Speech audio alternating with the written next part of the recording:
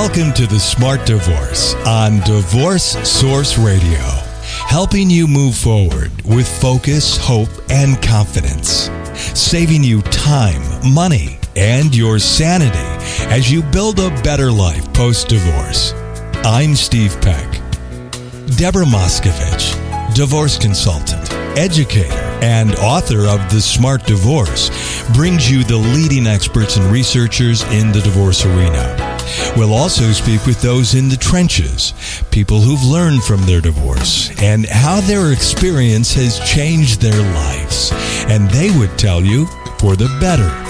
Divorce can be a beginning, even if it looks like an end, and rich in opportunity to learn and grow from. And on the Smart Divorce Radio Show, we'll explore how to create a positive outlook post-divorce life. And now, here's Deborah. It is. Here it is. How are you today, Steve? I am fine. Spring has finally sprung here in Michigan, and who can't be not happy about that? Well, Toronto, it had sprung, and now it's kind of hidden because we had hail the other day. Like, a lot of hail. It's been so strange, really. We really haven't had a spring this year. No, I'm freezing, but it's going to turn nice tomorrow. So there you have it. Good. We have a serious topic today. We do. We're talking about domestic violence. And, you know, I've been reading a lot about domestic violence in the media, like more and more. And what troubles me is there's the myths. You know, people say it could never happen to me. Mm-hmm. And I just read a colleague had posted something on Facebook now that domestic violence, they're changing the term. Like a lot of them are thinking more of it in terms of family violence. So it just highlights really what domestic violence is. It's not just, it's to families, you know, and what does domestic violence mean? Mm-hmm. It's a pattern of behavior which involves the abuse by one partner against another in an intimate relationship, you know, like, and it's sad because you're in this relationship with someone who you love, and yet they're battering you all over. But and I'm sorry. But I was just going to say, it doesn't need to be physical scars, you know, like, there's physical violence. Right, verbal too. But when we think of this domestic violence, what do we normally think about? We think about the man violating the woman, don't we? We do. And, you know, there are women who are perpetrators too. And we're going to ask our guest about that today. But I just want to say that, you know, like there's a lot of emotional scars that people don't talk about. And it's more difficult to prove and difficult for, people to understand. But, you know, I just want to say that additional to that physical violence, like the battering, there's sexual abuse, emotional abuse, controlling and domineering behavior, intimidation, economic deprivation. You know, I was just talking to a lawyer about financial terrorism, you know, and our guest, Penny Krawitz, is the executive director of Act to End Violence Against Women. And we're going to talk about financial abuse, you know, like that power that your partner has over you. I've heard some horrible stories. I have too.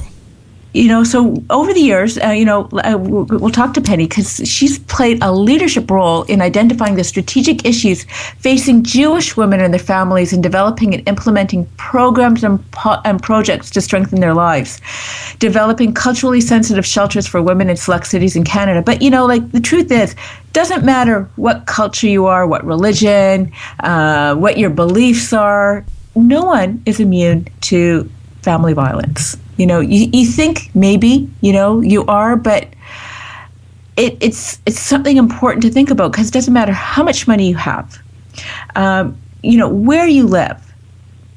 It's kind of like this dirty little secret that no one is immune.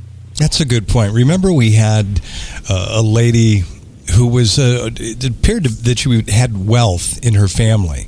And she talked about, like you said, that dirty little secret. A lot of times you think when people are in these rich neighborhoods that they don't suffer violence.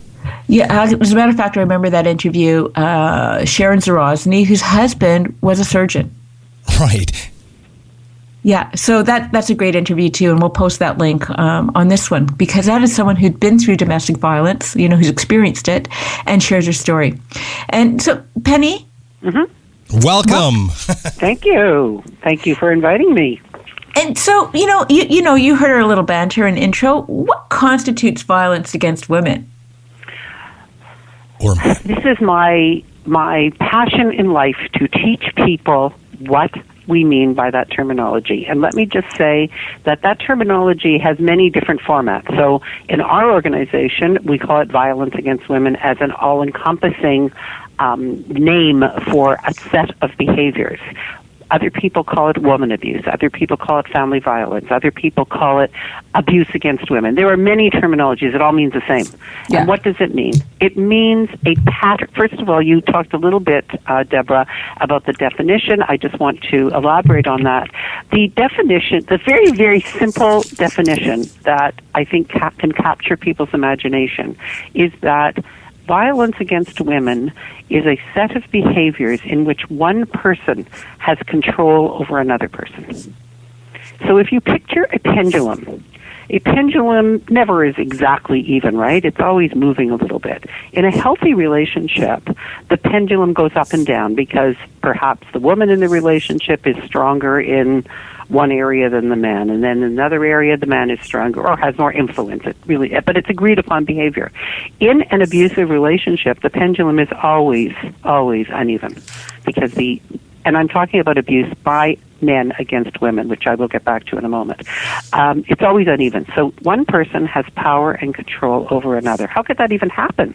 It's hard to imagine. We have very educated women today, and they hold big positions, or many of them hold big positions. Women have so many more opportunities than they ever did. But the incidence of violence against women does not go down. It doesn't go down. And what constitutes, to go back to the original question, violence against women constitutes everything from emotional, psychological, verbal, financial, sexual, spiritual, and physical abuse. And I say physical abuse at the end of the list very purposely, because no relationship starts off with a man hitting a woman. That is just not the way it works. Violence against women is very, very insidious. It starts slowly, it builds, and it grows. So it generally starts with these emotional, psychological, verbal. And what happens is a man wants to have control over this woman, over her decisions, over her life, over how she thinks, what she says, what she doesn't say. And very often what happens is that they begin this process of eroding self-esteem. So if you picture a stone wall, it's like there's a chisel. He's got a chisel, and he's chiseling away at the wall. He's chiseling away at her self-esteem by all the things he says to her. And again, one could say, how could a woman let that happen to her? Unless you walk in somebody's shoes, first of all, you can't say that. That's a judgment, and we shouldn't ever say that about anyone.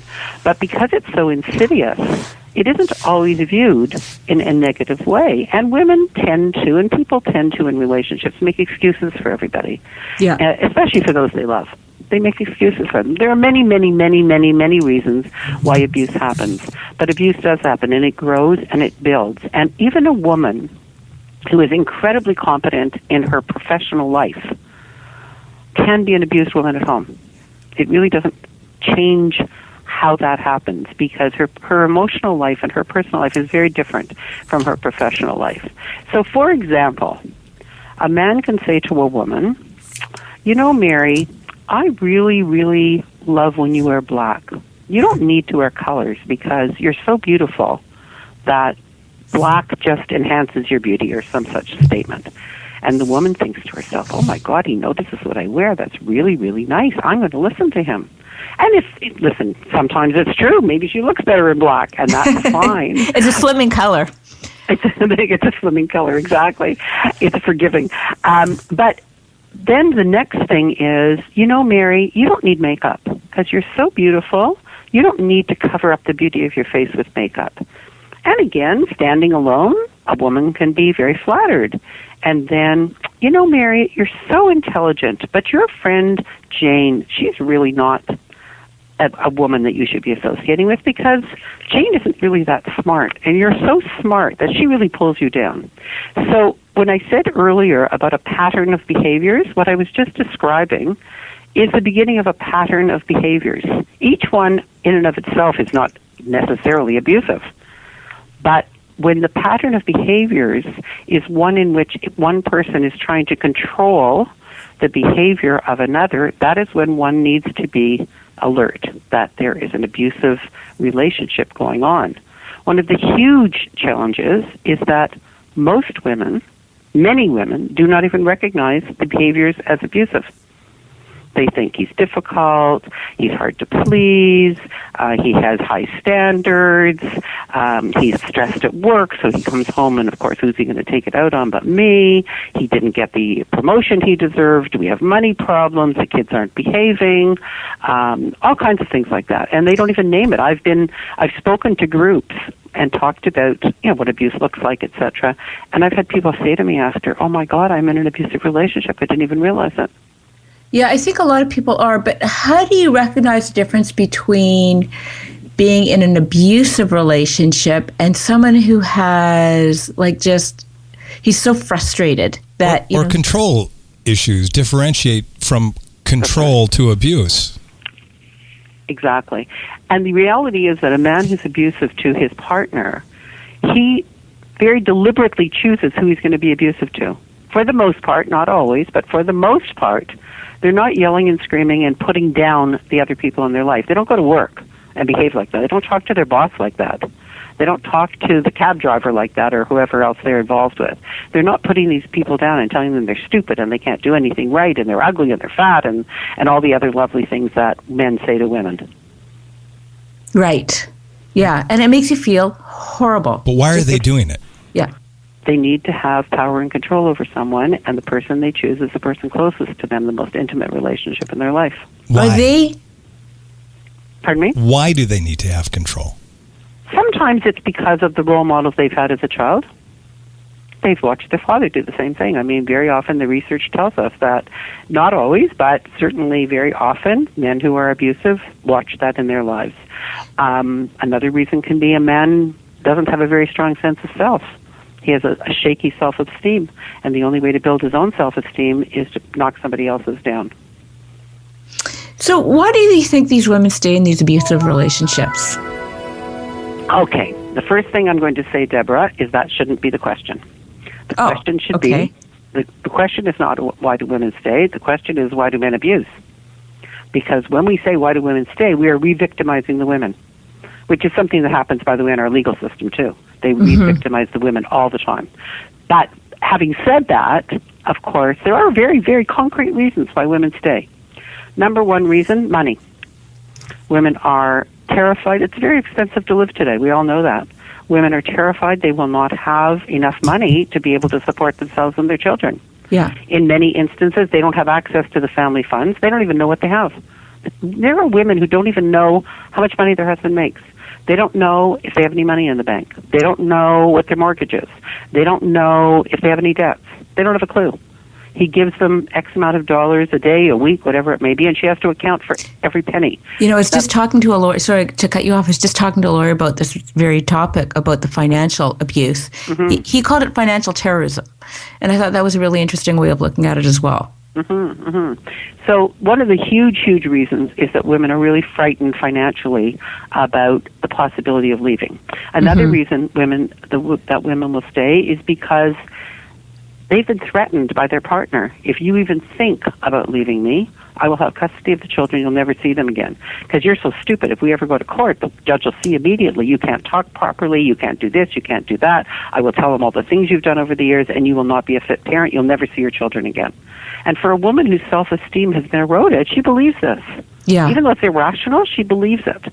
Another reason that women stay is they don't have, going back to the financial part actually, she doesn't have a skill set. Like, not every woman is educated and has skills to go out in the marketplace.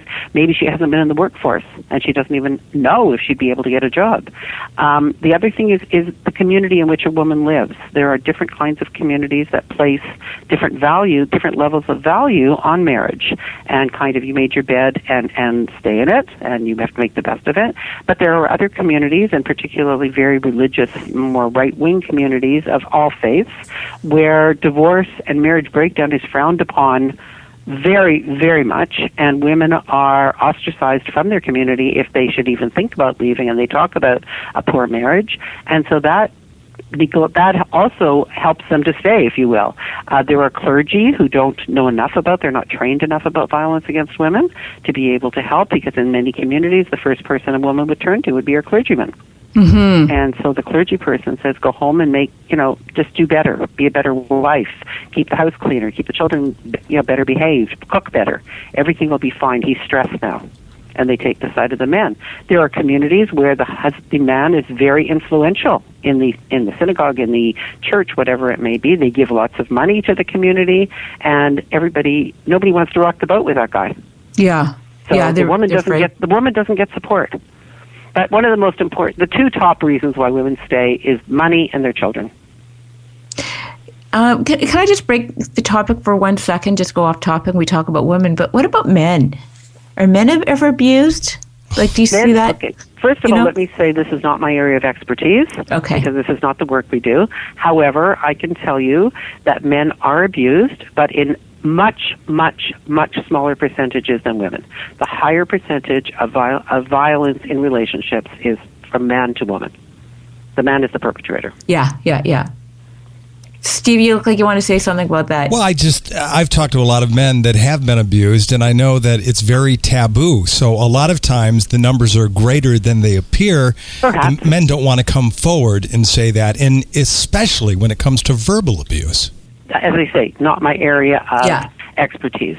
But I can understand that, because the social messages that they get from our society are that that would be wimpy for a guy to do that, right?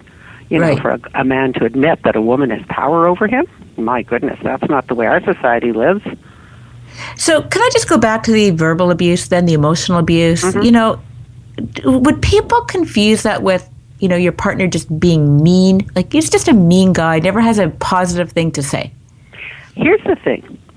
If it is agreed upon behavior, or if it's reciprocal behavior, it's not abuse. And there's a fine line. I might observe a relationship and say, to me, that's abusive, because my personality is such I would not put up with that. Yeah. But for someone else, if they're giving it back, if the guy is a mean fellow and he always says mean things, and you look at your partner, and the woman is able to look at her partner and say, I don't know why you're such a mean SOB. You just never can say anything positive. What is wrong with you? That isn't necessarily an abusive relationship, because she's not being put down. She is meeting him, if you will, and confronting him about what he is saying. It's the woman who is put down and who can't say anything, who's been frightened into not saying anything. Many women who have been abused, they talk about feeling that their life is one of walking on eggshells. So you know what that means. It means a woman who's afraid to do anything, afraid to say anything, because it will irritate him to the degree that the abuse just goes over the top. And it doesn't matter if the kids are around, they're not around. These are the things that happen, and they become incensed. And I read some research on children who witness parents, their mother being abused, and that's just as abusive to children, witnessing the abuse. I was just wondering if you had some research on.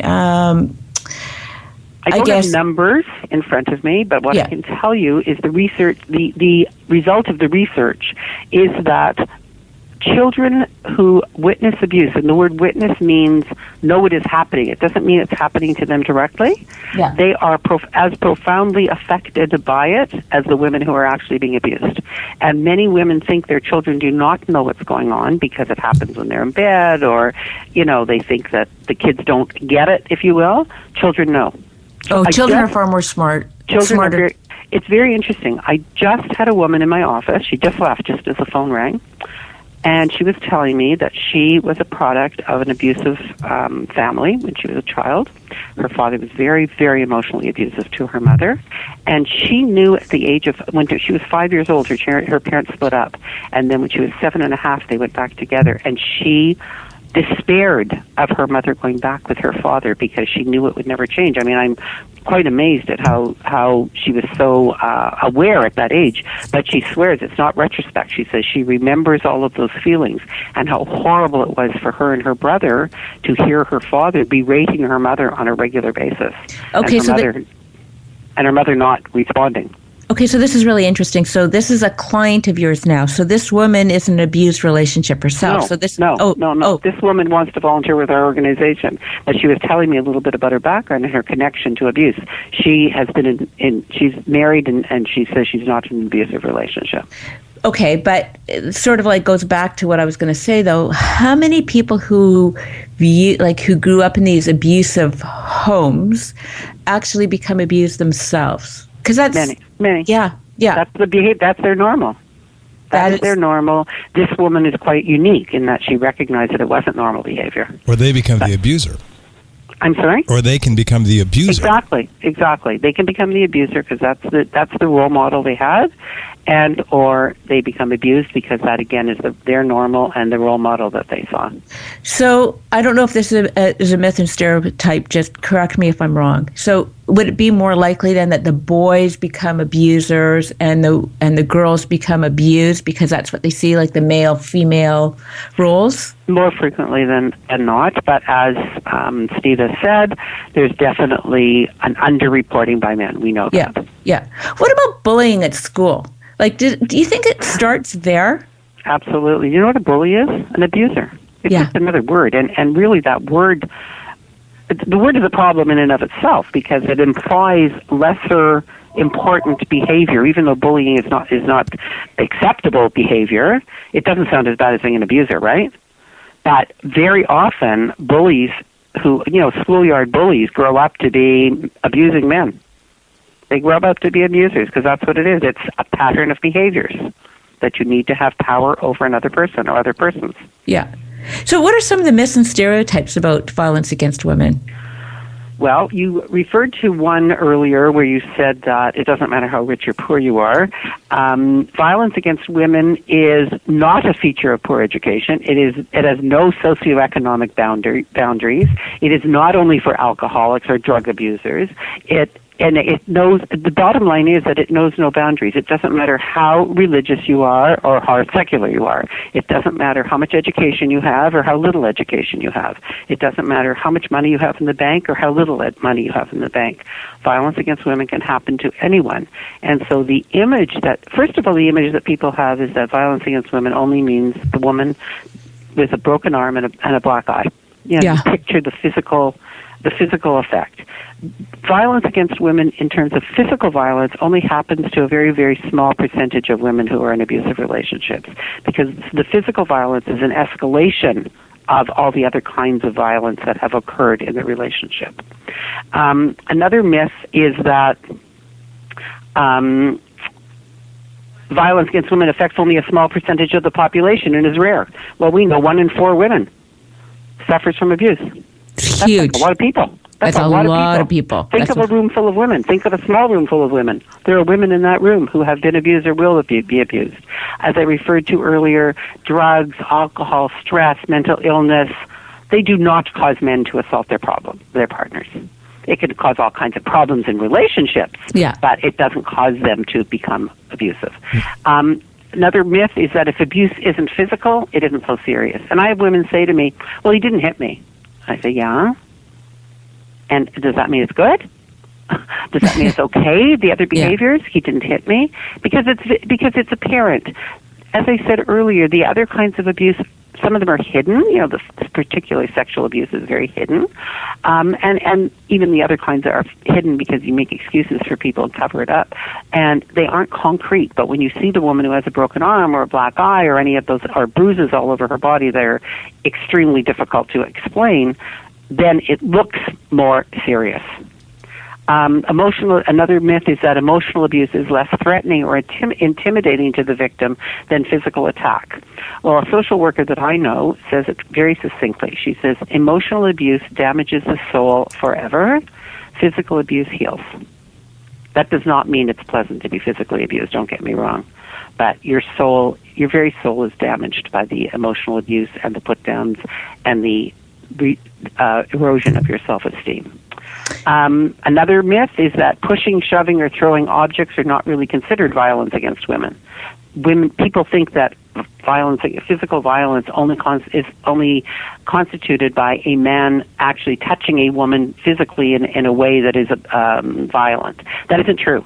He could he could take a favorite object that she loves in the home and throw it on the ground and break it. He could threaten a family pet or kill a family pet. This happens very often. Bang a hole in the wall, et cetera, et cetera.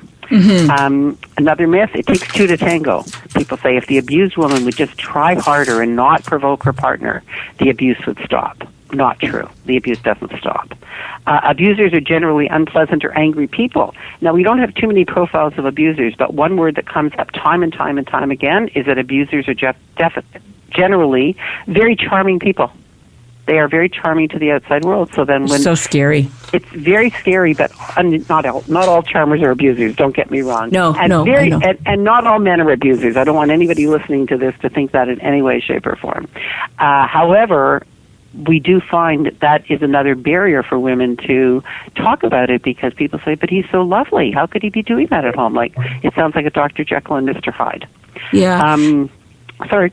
And I think, do you find like when people date someone, they're just courting them, that behavior doesn't show itself. And it's only once the relationship becomes a little bit more solid that they let their barriers down?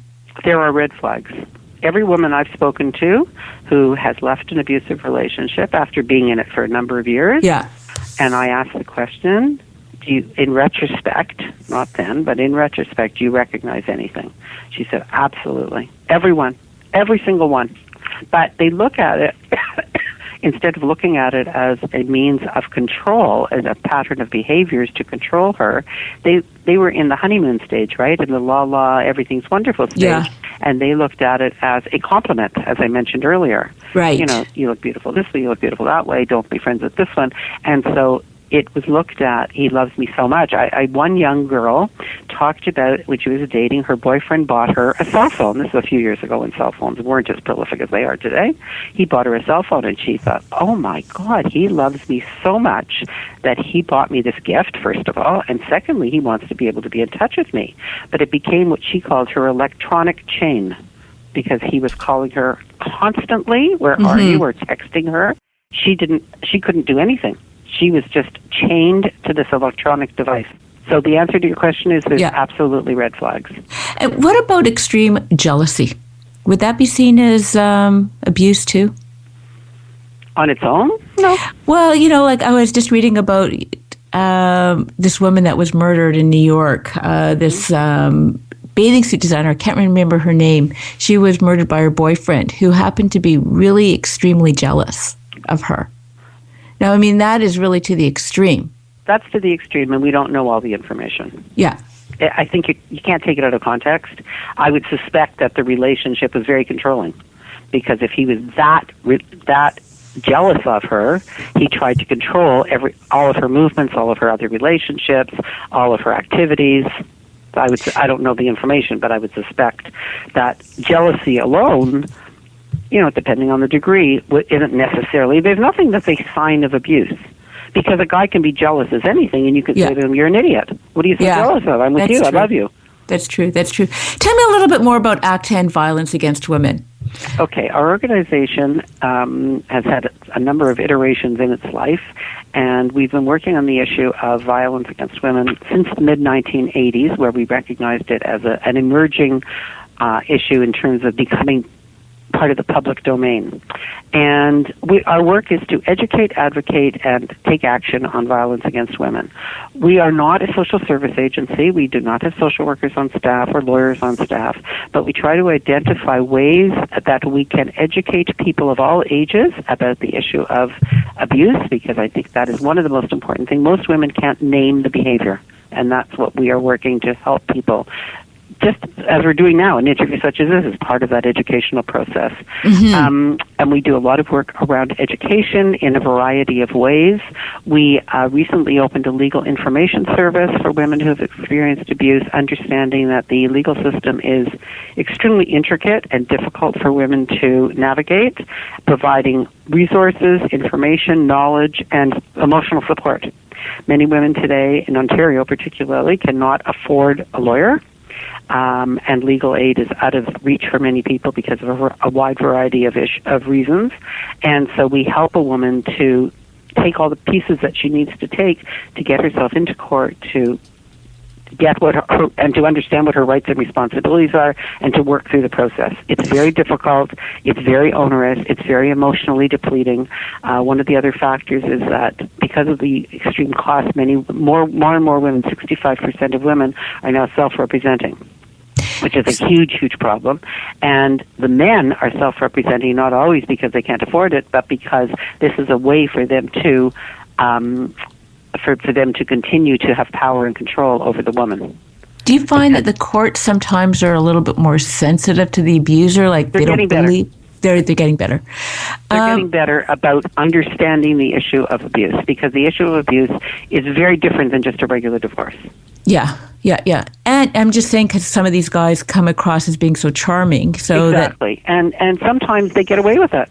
And sometimes I recently heard of a case where the guy was self-representing, and he's they're very manipulative people. So he was going on and on and on, and the judge finally looked at him and he said, the next time you come back to your court, if you're going to behave and talk in the same way, bring your toothbrush because you know exactly where you're going. Yeah, I was so excited to hear that. Yeah, because this judge really got it. He saw through this guy, and he saw what he was doing and what games he was playing and how he was trying to intimidate his former wife, or his soon-to-be former wife, and frighten her as he had done during their marriage. But now he was doing it publicly. So, Penny, we have listeners worldwide. Not everybody has the benefit of being in Toronto and able to come to your, to come to your facility. Mm-hmm. What do you tell these women who are being abused? What should they do? What are the top 5 steps? The first thing they have to do is name it. Mm-hmm. They have to look at it. They have to look inside of themselves, and they have to say.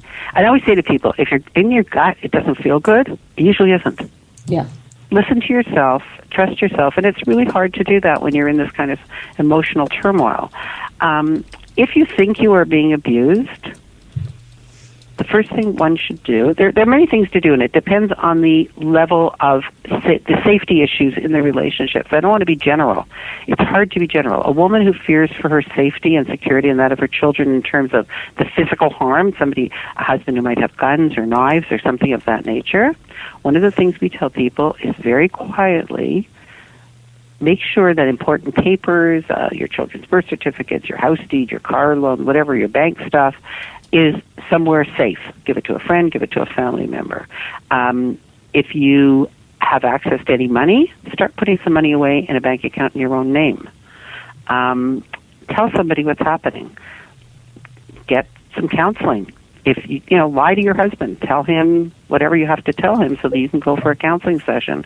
So you can begin to understand more of what's happening to you. Many women don't even understand it. How did I allow this to happen to myself? How did I get to this point?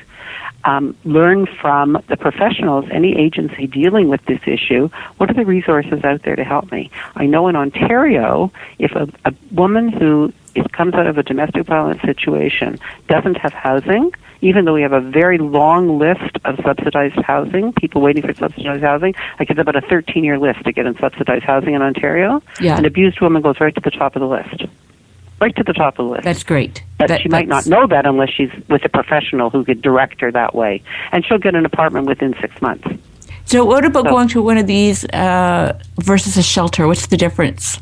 I'm sorry? The shelter. So if you could just explain the difference between going to subsidized housing versus going to a shelter. Everybody has different needs. Some women need what I call the respite of going into a shelter, a time to think clearly, and they still have a lot of support around them, and that works for them. Some women go to a shelter because they need to for their safety and security, and it's too dangerous for them to stay in the family home. Yeah. Some women recognize that they indeed have been abused. They do not want to live in this relationship anymore. They're getting some help. They got on the housing list. They move into an apartment. They're still emotionally not healthy. Yeah. But they've taken that step. And they come out into the community, and our organization actually does support women who've done that, who have not been in a shelter situation, but have come out into the community, sometimes for the first time, and really just need some emotional support and somebody to help them just get through the first few months. That's great. I think that's really helpful. And then I guess, just the practical things, if you are researching this online, that you get rid of the cookies. Oh, absolutely. Absolutely. Yeah. Be very, very, very careful about anything you leave on your computer, because he could track it. And if he wants power and control over you, he probably is looking at where you've been on your computer. If you have a cell phone, delete your messages, delete all your text things and the phone numbers that you've called, the phone numbers you've received. Be very, very, very careful so you can't be tracked. At what point do you suggest a woman seek a protection order? When there's a threat of physical violence, harm. And every case is different. The thing about violence against women, I'm not trying to avoid the question at all, but the thing about violence against women is it's very, very, very complex, and there are many, many, many layers to it. And so for one woman might be seeking a protective order, might not be for another woman. So the ultimate, of course, is the threat of physical violence, the guns and knives, as I mentioned before, or the beating up or that kind of thing. But for another woman, threatening the children might be enough. For some women, the breaking point is when the abuse is directed at the children as well. Mm-hmm. And he might say, if you don't get better marks in school, watch out. Well, a woman is like a bear. She in order to protect her children, and that could be enough for a woman. You've got a really wonderful website. I'm on it now, and what I mentioned sorry? about. I didn't hear you. You've got a really wonderful website. Thank you. I hope that people will go on it and learn more about the issue. And the website is VAW.org.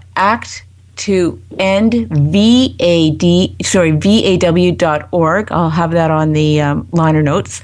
But ACTToEndVAW.org. And what I like is that you've got right at the very top, cover your tracks, exit now. I think that was a really good tip sheet. Can you just take us through some of the information that's on your website? I will call it up in front of me because I haven't looked at it this week and I could forget. What we tried to do on our website was provide education, again, because that's one of the things in our mission that we do is to provide education, as well as resources. We have a big resource area. And, of course, now I can't call out my website. Don't ask me why. We have a resource area. We have some of the programs that we actually are doing right now. Call to action in terms of volunteers or things that people can do. Just let me get in here. Here I am. And so what I like about your resource page is that even if you don't live in Toronto or Ontario, I think that there's some really good words here that you might be able to Google so that you can find those resources wherever you are. Let me just say that, just for your listeners, VAW is a terminology that's used in the sector, and it stands for Violence Against Women. So just so you know, the short form, VAW. So on our website, on our homepage, one of the tabs that you can use it says Violence Against Women. And all of the subheadings are all about violence against women. So this is a really good resource section. VAW definition, so Violence Against Women definition. VAW warning signs of an abuser. VAW risk assessment. VAW, if you are abused, what to do. VAW myths and facts. VAW more facts. VAW sexual assault on campus, which is a whole other discussion. VAW resources, and then we subdivided the resources into legal resources. So there's a lot of information about violence against women that one can access through our website. Again. And it's all women of all ages. That's the other thing that is very important. People think that, it doesn't happen to older women. It does happen to older women. And sometimes older women will say, we once had a lady, she was about 70 years old, and she came to us and she said, I've lived like this all my life with him. I don't have, I know I'm at the end of my life now. I don't want to live like this anymore. And she left him. And we supported her leaving him. She came to our shelter. But we were so amazed that somebody could have the fortitude and strength to do that at that stage of life. That's really scary. It is, but good for her. Mm-hmm. Good for her. You asked me a question before, what to do if you are abused. So on our website, there is a section for that, and I'm just going to quote from it a little bit because it's really important. One of the key things it says, if you are abused, you are not alone and you are not to blame. You cannot control his violence. Call the police if you've been assaulted. Tell someone. Keep a record of all incidents. Write down the details and keep them in a safe place, develop a safety plan, have emergency numbers at your fingertips. I mentioned earlier, keep spare house and car keys, passports for yourself and your children, birth certificates, immigration or settlement documents, health cards, etc., in a place where they're safe. Know where you could go in an emergency. Consider ending the relationship as soon as possible because his violence could increase. Recognize no one has the right to control you and everyone has a human right to live without fear. A couple of other things I want to mention. Women who are immigrants to, whether it's Canada or the United States, are at particular risk because one of the very big threats is you will get deported because you're only here because of me and I will have the children forever. Or I will take the children back to our home country and you'll never see them again. Immigrants, and they also don't understand our world and they don't understand our laws, etc., like that, etc. So that's a really, really important thing, that women who are immigrants really have a big, huge problem, a bigger problem even than women who are born in Canada or the United States. Another piece that's important that I didn't mention is when a woman has left a relationship or is preparing to leave a relationship, she subconsciously becomes stronger. And this actually escalates his abuse because he feels it and sees his power being eroded, and he hates it. And it makes that the highest risk time for a woman is when she leaves, when she first leaves. You see that in high conflict relationships, like, high conflict divorce, where when someone chooses not to engage, and I'm not necessarily saying it's abusive, but when one chooses not to engage anymore, it's almost like there's this knee-jerk reaction where from the other side, it gets worse because they're trying to continually pull you in to the conflict. So, and I guess that's the same thing as being, abusive. Absolutely. Men who want to be in control want to be in control. And when they see they're losing control, they hate it. Well, this has certainly been insightful, Penny. Thank you so much. Do you want to just tell us again how people can get in touch with you and view your organization? Yeah, you can go to our website, oendvaw.org, or you can call us at 905-695-5372, or at our 1-800 number that I can't remember. Isn't that terrible? I don't use that, of course. What is our 1-800 number? It's 1-866-333-5942. Here it is, yeah. So that's the way you can get in touch with us, and we are committed to education, action, and advocacy to end violence against women. And we thank you for your work in promoting this. Thank you. Well, I think what you're doing is really wonderful. And again, for our listeners, even if you're not in Toronto or Ontario, if you're not in Canada, I think this is just a really wonderful educational website. It's got some great resources and help, in every way to think about what you need to do. So thank you. Thank you very much. Thank you, Steve. You're welcome. Good talking to you. Good talking to you. All right. Bye-bye. Bye-bye. It is an important topic, and, I always want to beat that drum that guys are involved in this too. And it seems that all the shows we ever talk about is violence against women. It's true. And I have heard of situations. Now, it's interesting because I do know women that have been abused. I don't know of any men. Now, it could be that they're not saying. How many come forward? Yeah, how many come forward? How many guys are berated? You're not bringing home enough money. You're not successful. You're not this. You're not that. It is verbal abuse towards a man. And a lot of women hit their men. But, of course, the men aren't really hurt by it. Yeah, so certainly something we should talk about in another show. Absolutely, Deborah. Let's be well-rounded here. We will. I promise to bring on a guest. But real quick, what did you think about the definitions that she spoke of? And you even asked a question about them. Like, at what point, how do you differentiate between a guy that may be just an ass and somebody that's really trying to be abusive towards the woman? Well, I think that Penny really raised some thought-provoking conversations here. And that is, the control. It could be someone is an asshole. They're just not a very nice person. But if you are in that relationship, and what did Penny say? Something about the conversation.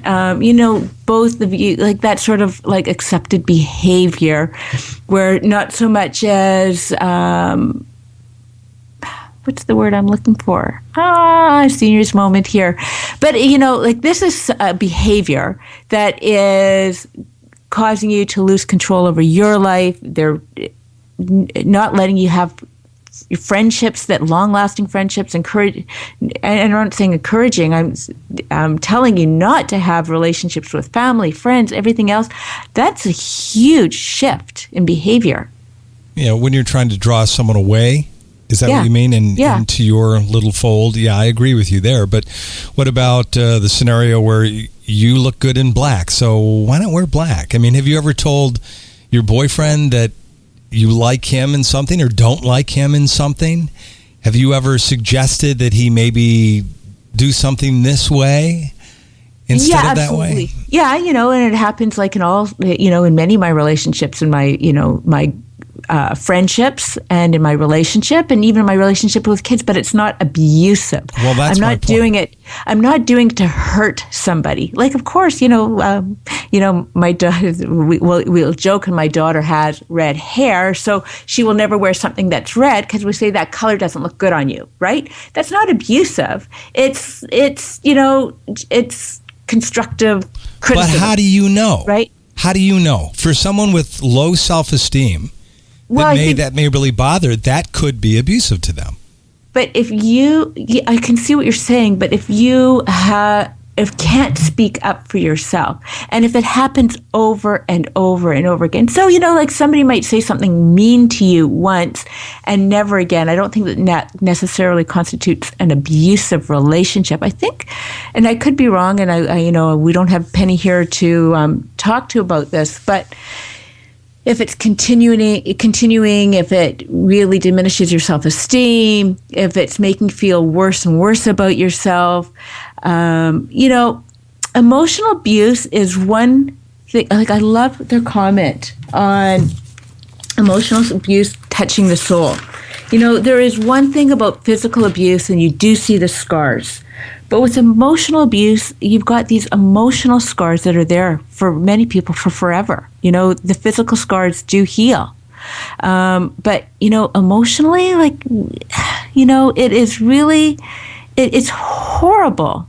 I agree. And what that translates into in terms of the way you feel about yourself and your other relationships, and you begin to self-doubt. But I do recall a divorce coach that I spoke with on the air a couple of years ago that said that even in a violent situation, that there's not just one partner to blame. And she said because the person that's being violated could walk away. And I said, wow, you're not going to win any fans on that statement. Because I thought if someone is being violent towards you, that maybe you don't control that situation.